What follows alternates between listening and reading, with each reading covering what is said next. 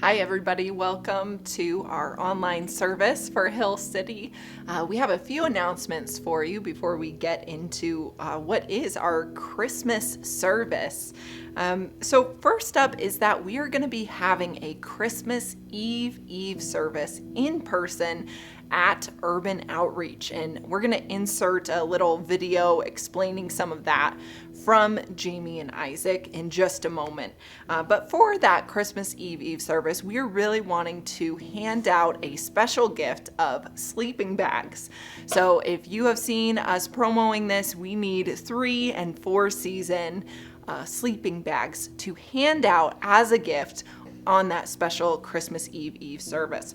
We also are partnering with Monica and Ricardo Ramirez, who for years have been leading Project Christmas. And on Christmas Day, they go out, they give out food to those experiencing homelessness, they hand out care packages and coats, and Hill City is partnering with them to do that, and we would so like for you to be a part of it. And whether you can show up on Christmas Day or not, you can contact Monica about that. You can give by collecting things for those care packages. So we have a sign up link that will go in the comments. It's gone out in our emails. We still need hats and gloves and soap and snacks and all sorts of things. So check out that sign up. Let us know what you can give us, and we will hand those out on Christmas Day. And if you'd like to be a part of that, something really special for the whole family to participate in, just contact Monica. We'll put her info in the chat box as well. So 100 sleeping bags we're hoping for, 100 care packages we'd love to be able to help collect for Christmas. Keep that in mind. We will be doing that this Christmas season. Here's Isaac and Jamie with a little bit more about our Christmas Eve service.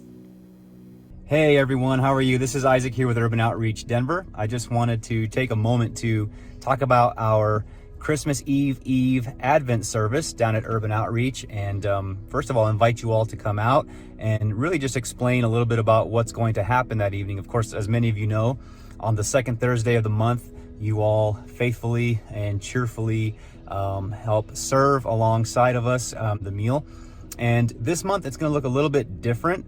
We actually want to have a combined Advent service. And so what that's going to look like is, yeah, there will be elements of serving as usual, but what we're really advertising even to our folks down here at Urban Outreach is just that we want to have a formal Advent service. And I've talked about the smoked turkey we're going to have, deep fried turkey we're going to have, all the desserts, and just a wonderful meal in and of itself. But then also have that element of an Advent service where even down to the candlelit portion of it. Hannah will be sharing a wonderful Advent message that evening. We'll be having a formal time of communion and really just having a different presentation for Christmas. And so again, not just having that serving piece to it, but really having a combined service. And so I really see this as an extension of just our hearts being one and being linked together as we serve alongside of each other here in our wonderful city. And so I just wanted to invite you to come out, of course, Thursday, December 23rd. And we normally start at 6 p.m. And so what we're going to do is we'll come early that evening. We normally start setting up at 5 p.m.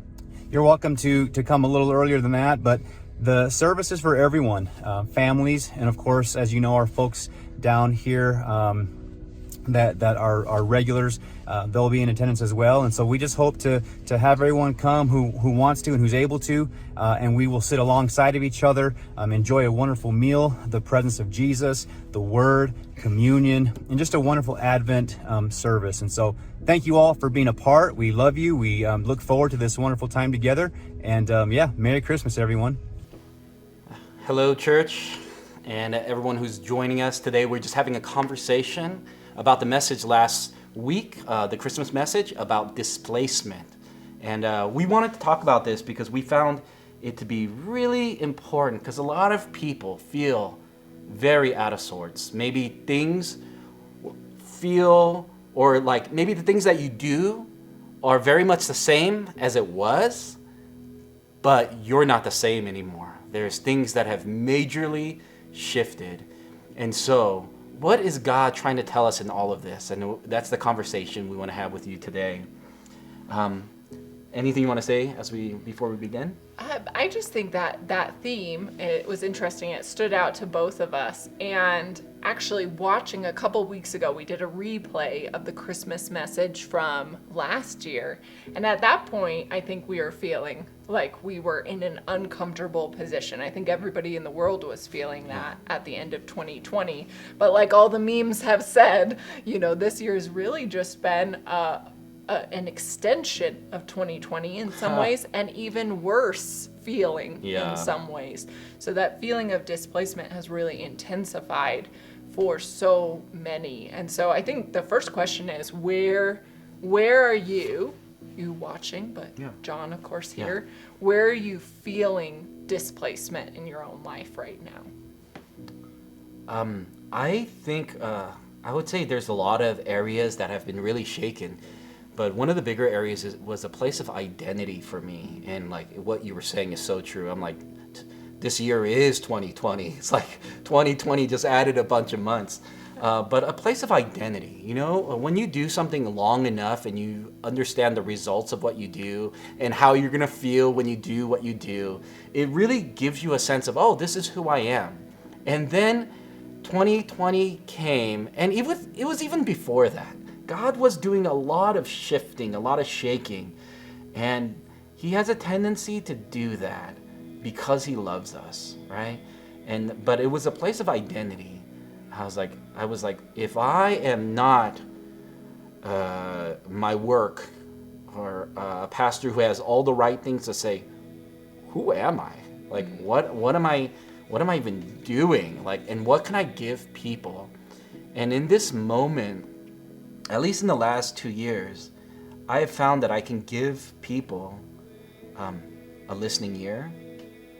I could give people care, and I could give people my own vulnerability, my own weaknesses, so that people can respond without the fear of feeling that they too have to have it together.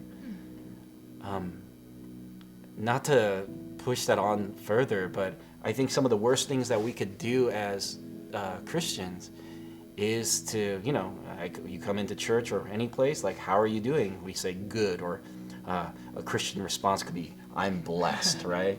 Blessed. Hashtag, yeah, that's right. Bruno Mars, hashtag blessed. And when you're hashtag blessed all the time without showing any place of vulnerability, especially when you are leading, or when you are a figure of importance, or wherever God has placed you. I shouldn't even say it that way. Other people will feel the pressure that they too have to be blessed. So then I'm going to fake it, which puts pressure on Hannah to fake, and then Hannah puts pressure on Abby to fake, and then we build this like conglomeration of faking it, and we're all good, yet then we go home and we're crying at night, right? We don't want to do that. Jesus, he did not come into our world saying, I'm good. He came into our world like, man, there's a lot of things off, but I'm with you. And I think that's some of the most important things that we could do currently. God, how can you be with me to be very honest and with people? I don't know. What about you?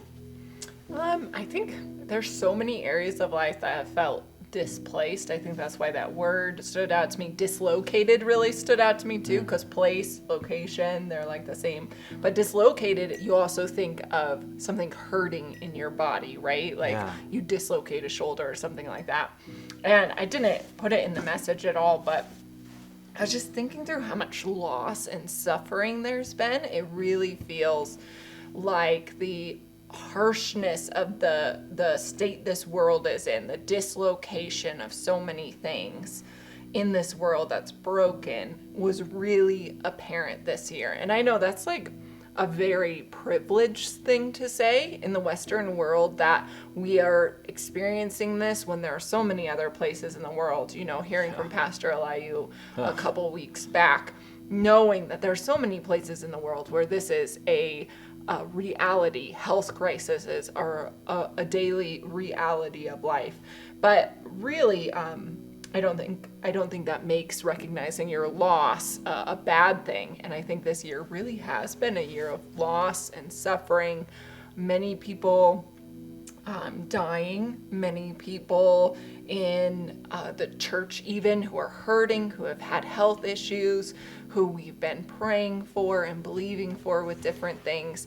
And just the reality of that makes you aware of how messed up this world really is. And so I've really felt the displacement in that sense. And then, like I spoke of in the sermon, I think the lack of place for our church community when we as Americans are in this mindset that the church is a building, not the people, like the New Testament spoke of, that can feel really difficult. And so even dealing with other people's expectations in and outside of the church regarding like, where is our place? Do we have a purpose as a church if we don't have a building, a set location, a geographical marker?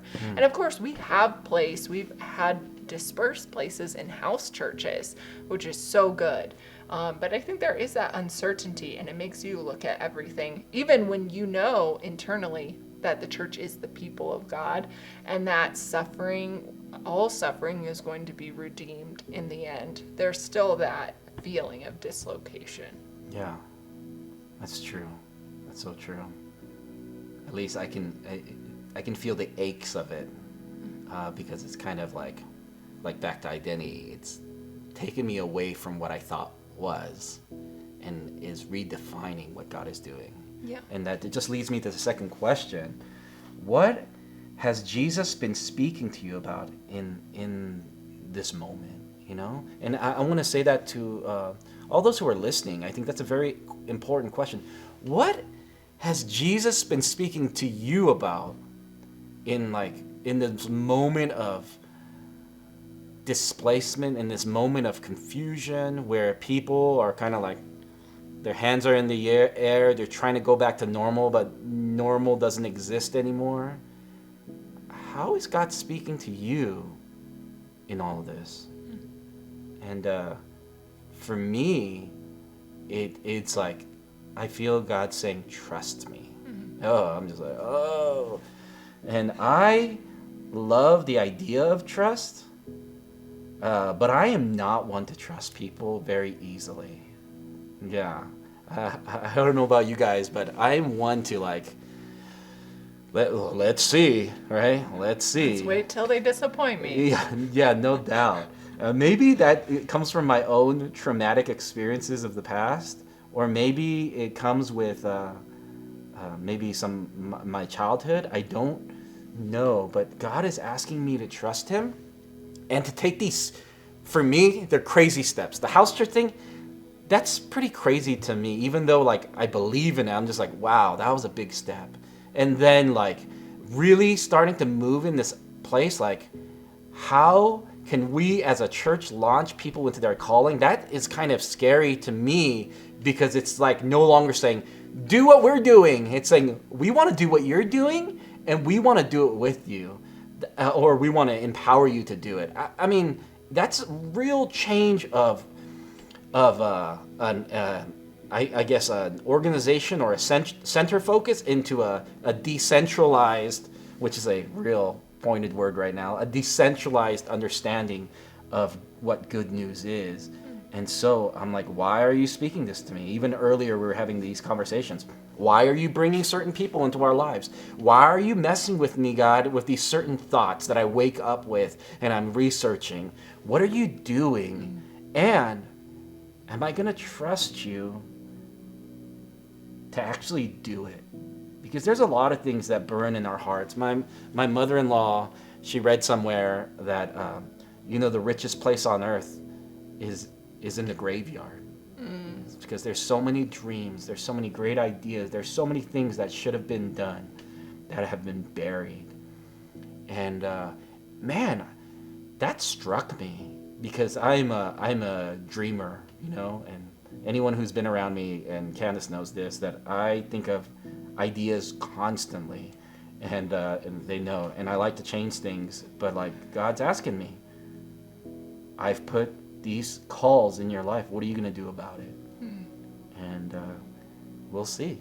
We'll see. That's where we're moving towards. How about you? How is God speaking to you in this time of displacement? I think as far as the suffering and loss goes, there's just been an invitation to invite Jesus into that, not to go it alone, not to imagine that Jesus isn't aware or can't understand what we're going through, but just to invite him into those moments that are really difficult, where there has been loss, where there has been death, where there is a diagnosis that we're heartbroken about. Inviting Jesus into those moments, not even needing an answer necessarily, but just needing the presence of him with us. And sometimes we're really scared to do that, I think. So inviting him into those moments. And then the other thing I feel like he's been saying, and I say this having told Jen and John, I really feel like I haven't heard a whole lot from God lately. But I think even that has been the message of just like, keep doing what I've told you to do. There have been times where he's guided and directed the house church thing as a church for things for me personally. There are things that Jesus has told me to do. Keep doing the work faithfully that he has asked you to do. And in a time of dislocation, it's really easy to be distracted by that pain or that brokenness. So first, invite Jesus in. Don't pretend it doesn't exist. That pain, that those broken dreams, those expectations that might not ever be, that loss. First, acknowledge it and let him into it, but also keep being faithful to what you know he's asked you to do. That's good. There's purpose behind the displacement. Can we trust God in that? Yeah. And can we invite Jesus in when we are suffering? That's very, very, very powerful. And I mean, we see that in the nativity story. We talked about that this displacement that Mary and Joseph and Jesus experienced had a purpose. Yeah. That dislocation made it so that the prophecy was fulfilled, so that Jesus was born in the way he was, so that the shepherds could hear the good news, just like we talked about last week. And so it is a challenge to say, yes, I'm experiencing this displacement, recognize where it's happening, invite Jesus in, but also ask, what do you think God is accomplishing through that displacement? Yeah, it reminds me of the song "Silent Night." I mean, many of us are sensing many silent nights, and we're like, we don't like silent nights. We want you to speak. We want you to be doing things, but maybe God is preparing us for this like entrance into the story kind of moment. Yeah. And the last question we wrote here was just, displacement gives us a new lens. It gives us a new lens. I think it gives us empathy and compassion. And also, like, in the message, in the sermon last week, we talked about how familiarity of our faith really creates an unfamiliarity of Jesus. Like, I know how that goes. I know the end of this. I know Christmas. I know what we're supposed to do. I know how we're supposed to dress. I know when we're supposed to stand or sit down, or when to say amen, and we get so familiar with this way of doing things that it creates really an unfamiliarity with Jesus. So it kind of flips me back to that question, like, what is Jesus calling you to do right now? What are you bumping into that he's like, we're like, God, tell me what to do. And then we bump into single mom needs gifts, and we're like, God, please tell me what to do. And then we bump into someone's like, I'm feeling really like sad, and they want to share your vulnerability. When you're like, no, I'm waiting for God to speak to me. I think he's really speaking to us. We just have to take off that lens and put on, the glasses of Jesus. It sounds so horrible. And speak from a place of honesty, and get used to the unfamiliar landscape. I don't know, how are you thinking No, about that? it made me laugh a little bit because in 2020 everyone was like making jokes about how the churches all over the place were like 2020 vision, like it's Yeah. it's Oh gonna my gosh, all yeah. be about I did vision that. and all that I stuff. did that. And so many people did. There were jokes, there was were perfectly serious lined up. stuff. It just was Yeah. like, yes, we have to use that. And of course everything fell apart, but maybe there is vision in everything falling apart that we're not willing to see because we never imagined suffering as part of the picture. Dang it. Yeah. Yeah. But it is. It's part of the story of Jesus. So why do we think as followers of Jesus we're not also going to walk through that? And the reason we can have hope through it is that Jesus at the end of his story, not even the end, but what will be the end of our story as well and into eternity is victory and vindication. Yeah. That victory through the suffering. I think the only other thing I was going to say is just remember, like, it's a process. If you're listening and you're like, well, yeah, that's great. I'm still in the midst of this, fill in Yeah. the blank, whatever that Yeah. is, which is how I feel, honestly. There are things right now that I'm like, okay, it's been 2 years. I'm still in the midst of this. If that's the case, maybe just remembering that it is a process. That's good. That, the birth of Jesus, that was we kind of fast forward through the pregnancy. Yeah. Like that was 9 something months Yeah. of Mary being pregnant with Jesus, of God gestating in the womb. That's a really weird thought. Yeah. But that's a process. Process. And it takes a process for Jesus to get to the cross and then to resurrection day. And for us, it's gonna be a lifelong process. But don't give up because you're in that moment now. Yeah. And in that time of a gestation period is like, that's when there is going to be new birth. I know I won't go into too much detail of that, but like, yeah, that's how God creates us. God molds us, puts us together to the life that he wants to give us. So God bless you. Thank you for joining us. And during this time of Christmas, know that you are in on the story. What is God asking you to do? Know you're also in the process. So don't beat yourself up. Man, rather get a grip that God is with us, and let that that has to marinate us before we move into anything else. So thank you guys.